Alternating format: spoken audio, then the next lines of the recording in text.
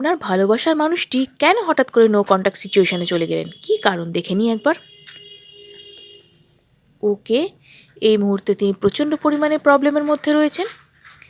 কোনো একটা সমস্যা যেটা নিয়ে তিনি আপনার সাথে ডিসকাস করতে পারছেন না, ফ্যামিলি ম্যাটার সংক্রান্ত হয়ে থাকতে পারে, কেরিয়ার সংক্রান্ত হয়ে থাকতে পারে, যে কারণে তিনি কেরিয়ার ছাড়া বা নিজের ফ্যামিলি লাইফ ছাড়া অন্য কোনো কিছুতে ফোকাস করতেও পারছেন না, এবং ব্যাপারটা এতখানি গুরুত্বপূর্ণ যে আপনাকে তিনি কোনোভাবেই ব্যাপারটার সাথে জড়াতেও পারছেন না, এবং তিনি ভেতরে ভেতরে নিজের সাথে লড়াই করে শেষ হয়ে যাচ্ছেন, আপনাকে জানাতে পারছেন না, কিন্তু তবুও মুখ ফুটে আপনাকে নিজের মনের কথা বা নিজের যে ব্যাপারটা সেটা শেয়ার করতেও পারছেন না। এই কারণে তিনি আপনার থেকে দূরত্ব বজায় করছেন।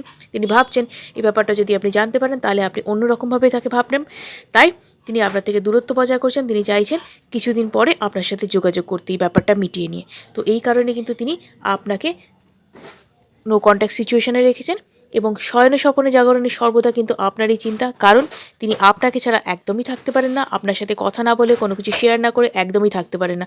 খুব তাড়াতাড়ি কিন্তু তিনি নিজের এই সিচুয়েশন সম্পর্কে আপনাকে জানাতে চলেছেন। নিজের এই নীরবতা ব্রেক করে, অর্থাৎ সাইলেন্স ব্রেক করে তিনি কিন্তু খুব তাড়াতাড়ি নিজে আপনাকে তার প্রবলেম সম্পর্কে জানাতে চলেছেন, এবং দুজনে মিলে আপনার এই সমস্যাটার অবশ্যই সমাধান করতে পারবেন। ভিডিওটা যদি ক্লেম করতে হয় তাহলে অবশ্যই থ্যাংক ইউ ইউনিভার্স লিখুন এবং সাবস্ক্রাইব করুন চ্যানেলটিকে।